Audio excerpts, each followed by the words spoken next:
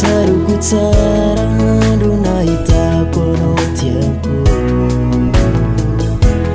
Za tsy nafahafa fomba tonga de nagnatona anao, nivolagna raha jiaby tagnaty fona, mikasika momba ny fitiavako anao.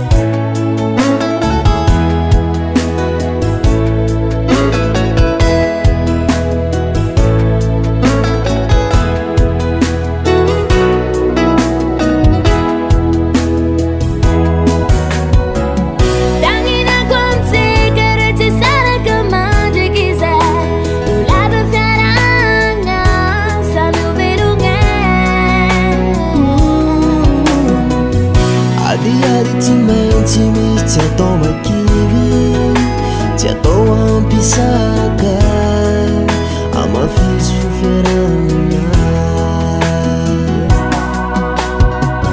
Tagninako amintsika re tsy saraka mandraiky izay, ho lava fiaragna samby velogna. Adiady tsy maintsy misy tsy atao makivy, tsy atao ampisaraka, amafisy fifiaragna.